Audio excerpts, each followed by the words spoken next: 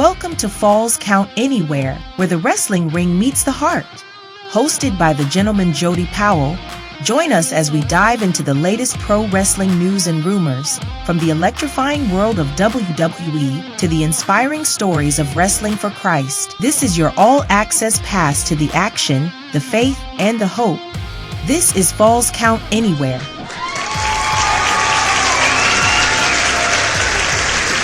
Hello, wrestling fans, and welcome to Falls Count Anywhere. I'm your host, the gentleman Jody Powell, and with me, as always, is the mad scientist, Mike Buchanan, deep in the Buchanan Laboratory. Mike, what's up, buddy? Not a whole lot. Trying to stay cool in this lovely Arizona heat. What is it, like 278 degrees there? Yeah, pretty much. Oh, man, I got to tell you, it was a little cool here in South Carolina. Cool and rainy. It was in the high 50s, low 60s. I'm like, this is not right. Sounds perfect to me. No. I need the heat and humidity to come back. Hey, Mikey, what you got cooking down there in the laboratory, buddy?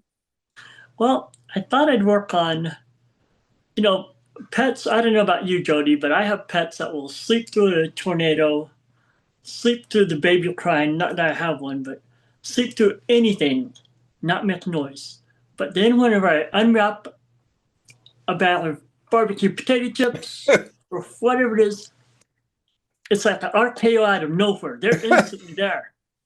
So I thought I'd make some soundproof potato chip wrappers. What do you think?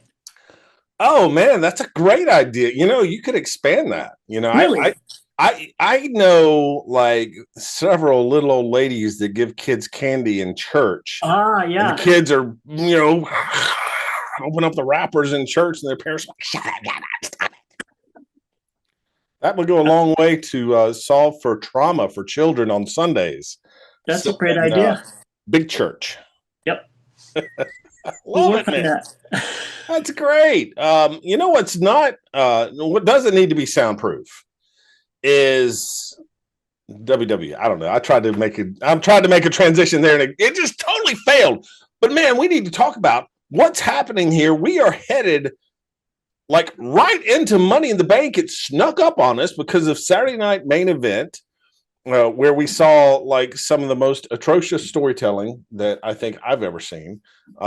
If we have more, could we have more ref bumps in John Cena storyline, right? I mean, he made the run in on Jay. He, setting up the tag team between.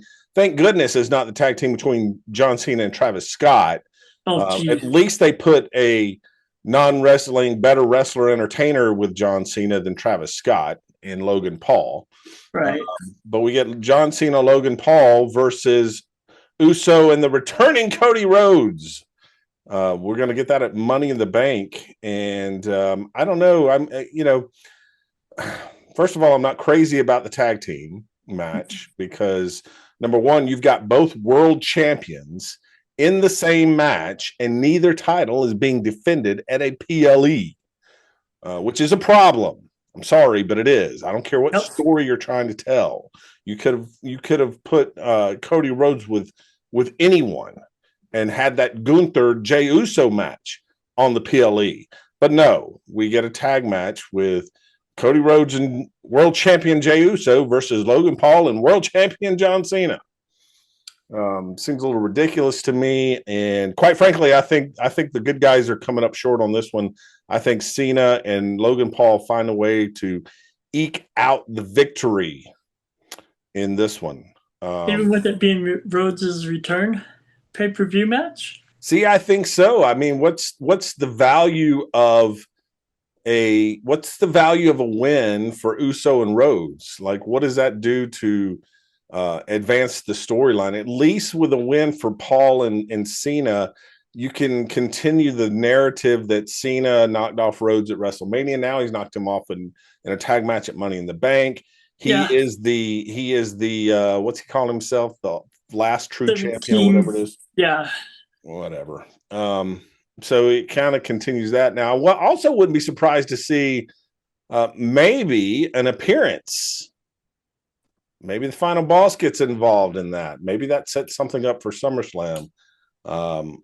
We'll see. That would make it very interesting, considering that The Rock and Jey Uso are family, and John Cena is apparently The Rock's puppet, according to, what was it, Elimination Chamber when it went down. I haven't seen The Rock since, so I'm not counting on that.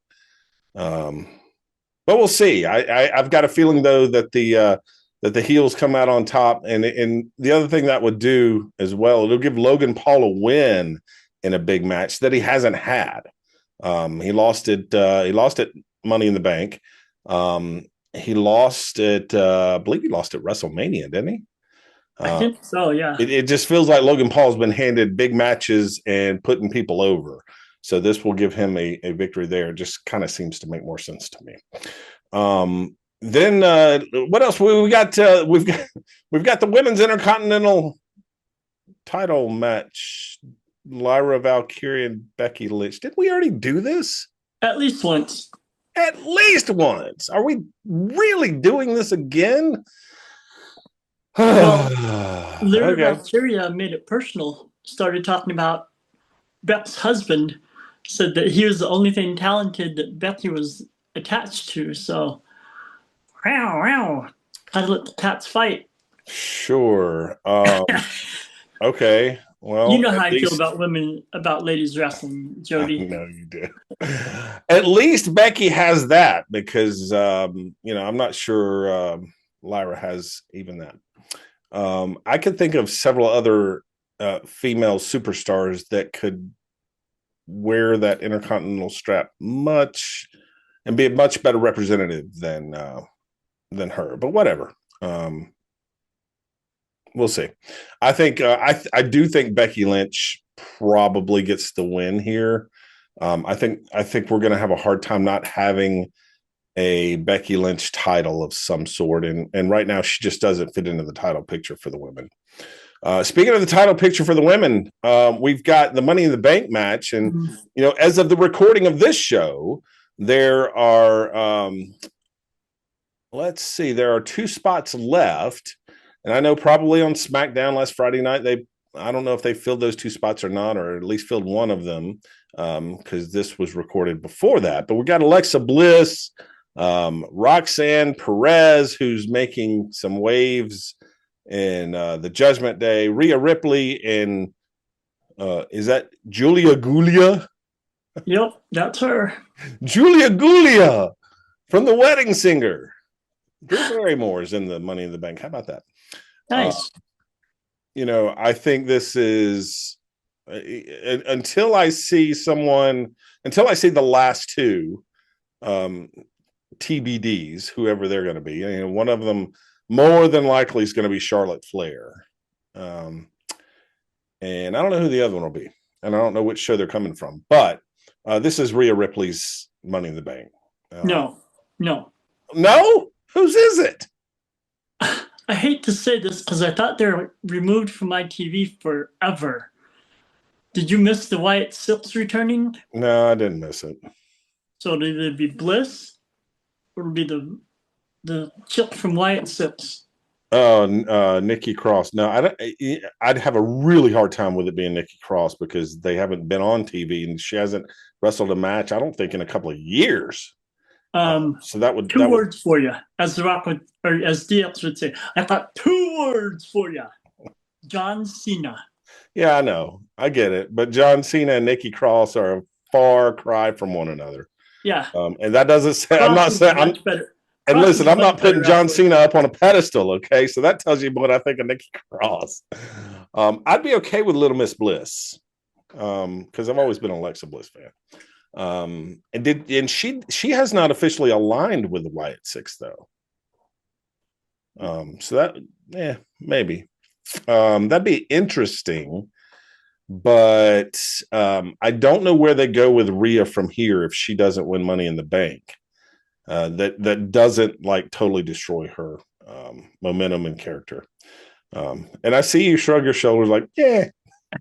I mean, it's kind of how I feel too. But I mean, if we're going to talk stories, we're going to talk characters. Let's talk them, and let's talk about the men's, because on the men's side, we've got let's see, Solo Sokoa. He's not winning. We've got, hang on, LA Knight. Yeah, no. Seth Rollins qualified, and Penta. Penta will make for some high spots, some great moves. He's not winning. I hope not. You know, I hate to be that guy, but you know, until I see the final two, again, it's Seth Rollins' match to lose. Well, you're probably right, but I'd like to see LA Knight. I'd be, you know, I'd like to see it, but again, and not that this means anything, because WWE has not done well building anything up. There's been no build for LA Knight. There's been no build for this pay-per-view. Well, that's true. Talking about Phoenix. They're talking about Phoenix. Pay-per-view. They're talking about Phoenix 2 nights later. Exactly. They're talking about Jey Uso and Gunther in a world heavyweight title match on Raw, which Raw on Netflix has been awful. What a disaster that's been. And I won't even get into it because we don't have time, and maybe that's something we can cover next week, but it's been terrible. It's not a great experience. It's been a miserable failure, and they've got to get back on network television. Speaking of television fans, like other television shows, we got to take a break. When we come back, we're going to talk about Wrestling for Christ, Saturday Night Praise and Power Hour, what happened last week, what's going to happen this coming week. So stay tuned. We'll be back after these messages. Hello, wrestling fans. The gentleman Jody Powell here. I believe it is our civic duty as Americans to explore space. So we need to go to Amazon and help Jeff Bezos turn more celebrities into astronauts. And in order to do that, you should go search for this book written by my good buddy Mike Buchanan. Feeling down? Look up. All right. So maybe it's not going to create more astronauts. I mean, are they really astronauts? But what it will do is it'll help Christians walk through this crazy, broken world. Feeling down? Look up. Get your copy on Amazon today. Welcome back, fans, to Falls Count Anywhere. Now it's time for us to dive into the world of the WFC Wrestling for Christ and Saturday Night Praise and Power Hour. And Mike, we finally hear from the commissioner of the WFC, the Duchess.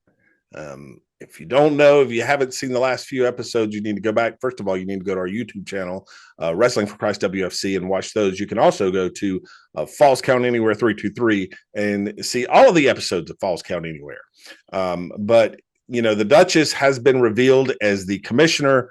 If you're not familiar with the Duchess is none other than my wife. And it was 2 weeks ago now that she was revealed as the commissioner and aligned herself with the foundation. Things got heated with the foundation and myself.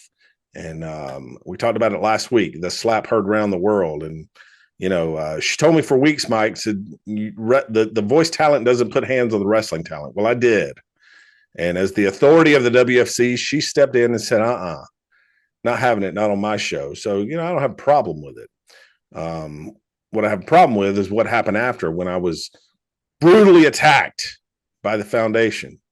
It wasn't that brutal, but I was still attacked. But this week on Saturday Night Praise and Power Hour, the gentleman, yours truly, went out to the ring. And listen, I wanted to end what was started by the foundation. I called them out, but the Duchess came out and very quickly put me in my place. I am apparently not Pat McAfee. I'm not getting a match, Mike. Well, I think you do better than McAfee if you're in there, but that's I might can do better than McAfee if I have a few McAfees going in. You know, that's about the only way. But you know, it gave me the opportunity to reflect a little bit on what I said Saturday night and what was revealed, and the fact that Travis Roberts has been injured as a result of the attack on the gentleman. You know, when he delivered that stunner, a lot of years of beatings taken in the ring have come kind of to a head there, and his vertebrae in his back, a couple of vertebrae are pressing on some nerves. He's had some nerve damage there, some other issues going on. And I don't want to see that. No. As much animosity as we have with the foundation, as much of a thorn in my side those guys seem to have been over the last few months. No one wants to see anyone injured. And, I said Travis Roberts deserved it. He doesn't. Apologies to him. And hope. What's that? I said in prayers for a quick recovery. Absolutely, prayers for a quick recovery, and a quick recovery, a full recovery, so he and I can square off in the ring. But we'll see. Other things, though, the Duchess had other priorities, like the Mad Dog Nathan Sawyer, who won a few weeks ago, won the brand new, minted, fresh out of the briefcase WFC Abundant Television Championship belt when he won the Television Turmoil Tournament. And apparently that didn't set well with the Duchess. And so she called him out and he wanted competition. Well, guess who answered? Jay Sean, the Ripper Evans. And I don't think it was who the Duchess was expecting to answer. But Jay Sean came out and said, hey, you want competition? I'll give you competition. And so next week, fans, Saturday Night Praise and Power Hour, we're going to have a WFC Abundant TV title match between the champion, Mad Dog Nathan Sawyer versus Jay Sean Evans. You guarantee you the Ripper is going to be ready for that one. I got to say, I think Mad Dog retains here.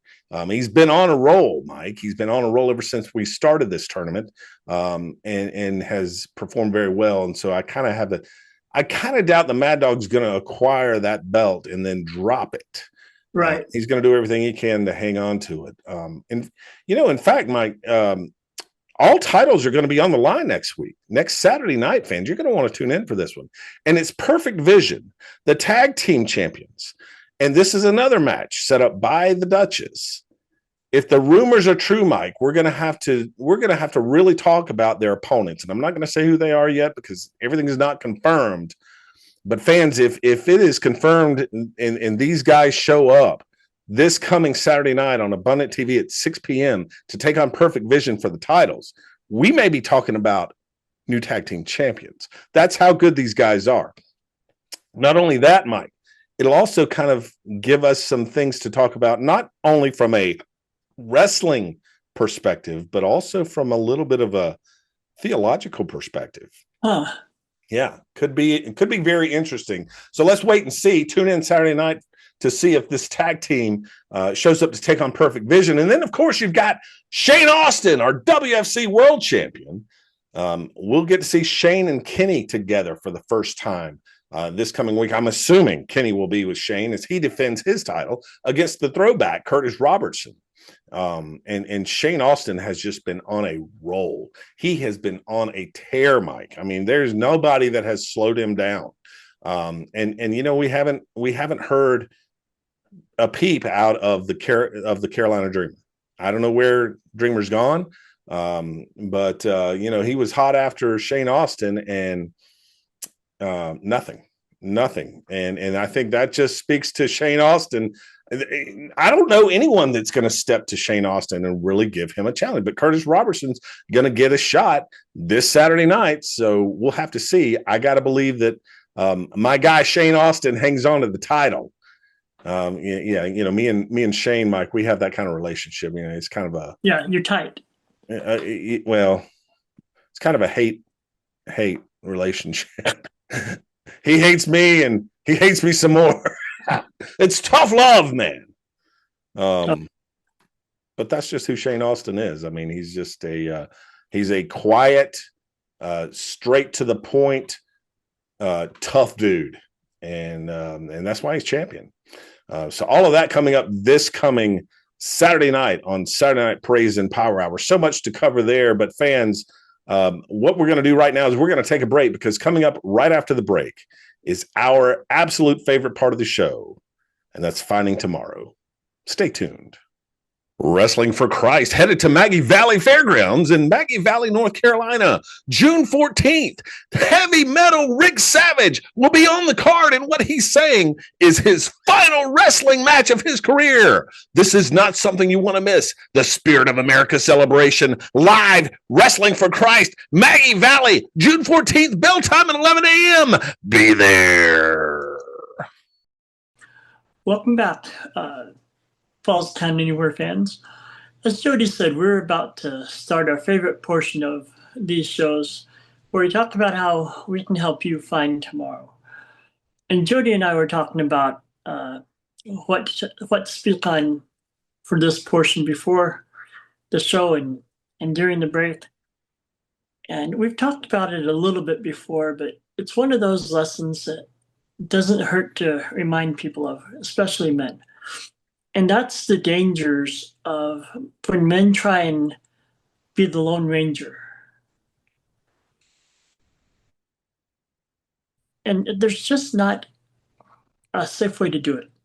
I mean, even Clayton Moore, the original Lone Ranger, had Tonto.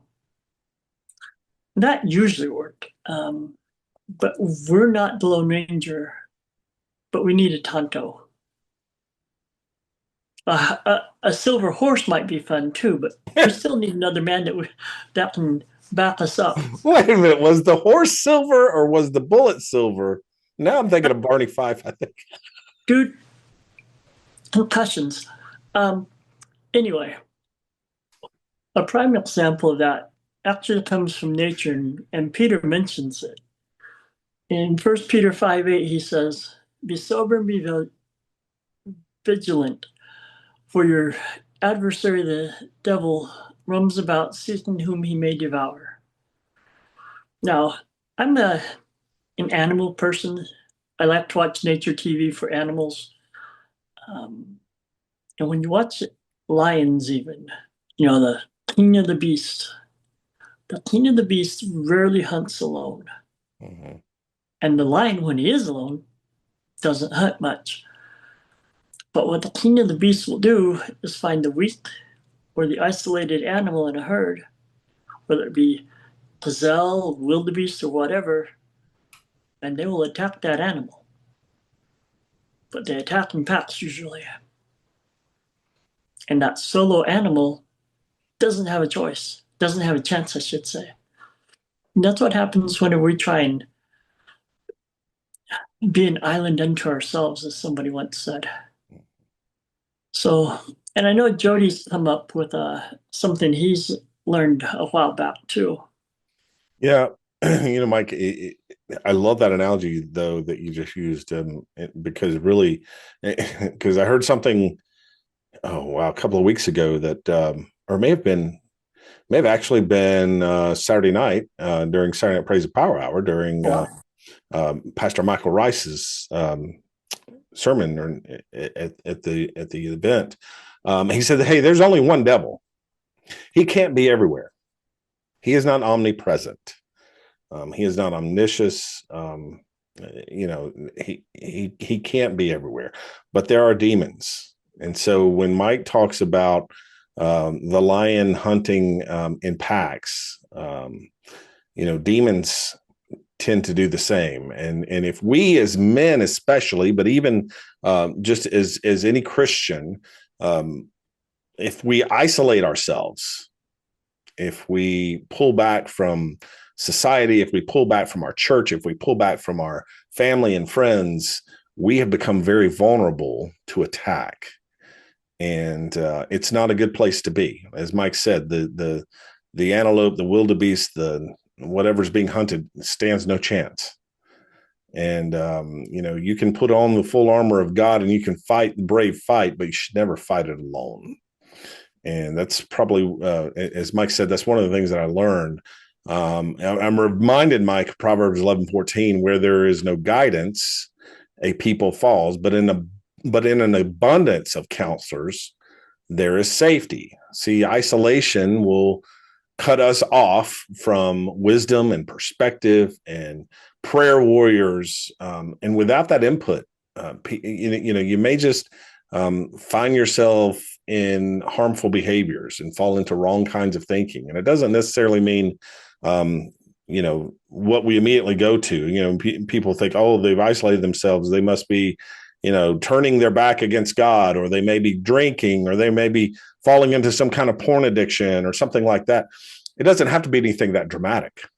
It can simply be a loss of confidence. It could be simply that you've lost your value that God has placed upon you as a child of God.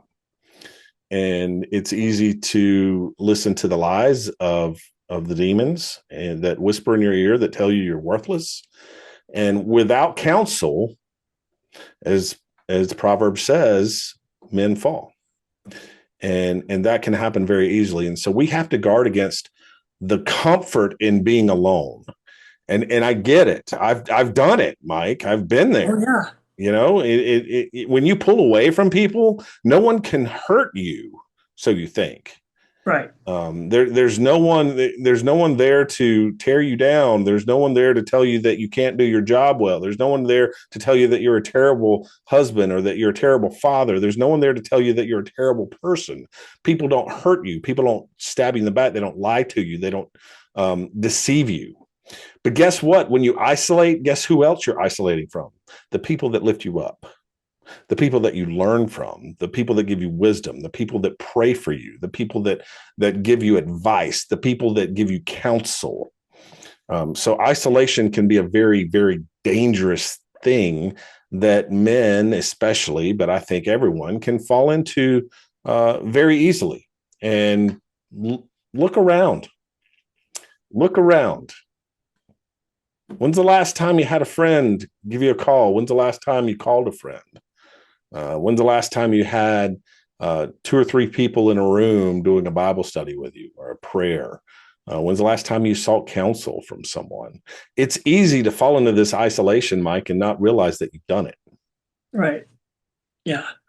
You mentioned the armor of God in Ephesians 6. And I don't know if our listeners understand how the Roman armor that's modeled after worked. The breastplate, the helmet, right? Mm-hmm. Jody, do you know what's not mentioned being protected in that setup? Your back. Yeah. Do you know why that is? You stood back. Not necessarily stood back to back, but you're so close. Mm-hmm. And like you said, sometimes they were back to back. You Yeah. knew that somebody was back there. Yep. That's what made it work. Exactly right. So that was a great reference there. And the other part, and this is the flip side, right? I've seen it happen often. People will be down, but no matter how far down they are, if they see somebody in need, they'll help somebody in need. Mm. However, if you've isolated yourself, you can't see anybody in need. That's right. It's very true. And there's a lot of needs around us. And there are a lot of people a lot worse off than we are, no matter what your situation.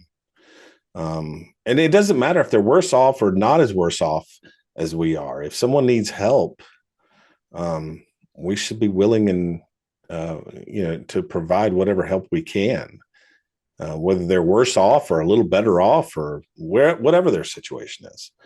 So, you're right, Mike. That's a very good point. You can't see, you can't see the people around you. You have to remove yourself from your own line of sight. And suddenly I just realizing that isolation, it's a little selfish, isn't it?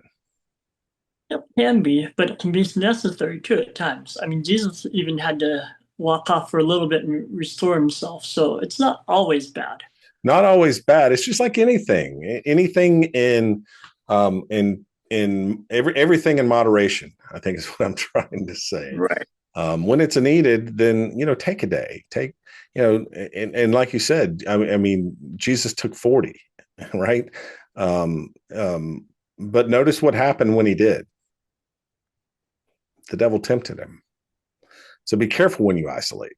Make sure that you're not Make sure that you're taking that mental health break that you need and not slipping into the isolation that you don't. Exactly. Mike, you know what we all need? Stay tuned. Besides prayer, yes, we need to stay tuned, because coming up next is Chris Whaley, Jeff Dixon, The Clash, right here on Abundant TV.